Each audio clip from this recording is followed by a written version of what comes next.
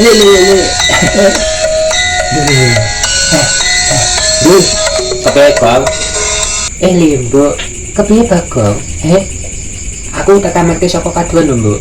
Pak Gundul iki ketoke cengengesan lho, Mbok. Yes ngono kuwi, Pak Gundul. Gong, Kepiye, Dul? nek omong iku mbok ya sing kena. Iki ngono cengengesan memangnya aku apa? Iki dina aku iki lagi berbahagia, Gong. Aja diganggu.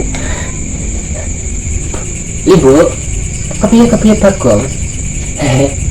Emangnya Pak Gundul ape ngecek apa, Mbok? Ngene ta Bagong? Pak Gundul iki duweni kekarepan. Iki ngono arep pergantian tahun utawa tahun baru. Lah, delalah iki dina Pak Gundul iki ora sengaja kepapasan karo awakku.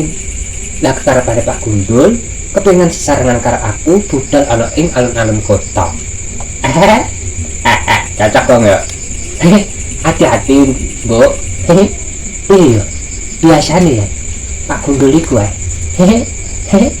kepiye Bagong? Iko jangkrang-krang Gong, biasane piye? Ngene lho, Dul. Sing wis-wis iki ya, kowe iku ya piye ya? Desel-deselan, kuwi cilik lho, Dul. Didesel wong, didosok wong. Wae ora ketara kok. Apa meneh melindungi limbuk. Secara logikane, pestine limbuk sing melindungi kamu.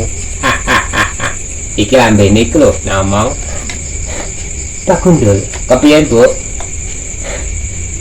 ini sik. Dul, Kepiye, Gong? koyo duwe sangu ae, Dul. Iki ngajak limbuk mestine kudune tebal, Dul. Wis tenang-tenang wae, Gong. Iki ngono aku iki ya nganu, Gong. Ya. Iku aja rene-rene aku, aja ganggu aku. Ya ngene-ngene iki aku ya sahabatmu. Ngene ya. Gong, Kepiye? tinimbang kowe ganggu aku nalikane aku iki lagi PDKT karo Cidinok Limbuk. Kok ya apike ngene, Gong. Kowe arep dadi keamanan wae. Halah. Keamanan apa, Dul? Ya keamanan aku. Mun aku lagi PDKT berjalan-jalan sama Dinok Limbuk. Ya tentunya kowe kudune mengamankan situasi kondisi, Gong.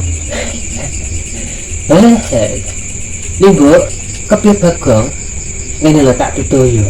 Pak Gundul iku biasane gak duwe sangu lho, Mbok. Iki ngono ngajak awakmu.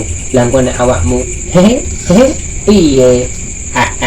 Lambe ora iso dikunci. Iki ngono ngomong apa jeplak? Ya ngene, aku iki ngene lho Dul ya. Wis berteman suwe karo kowe ya. Tentunya aku apal ngono, Dul. Gong, tutup mulutmu. Sembarangan.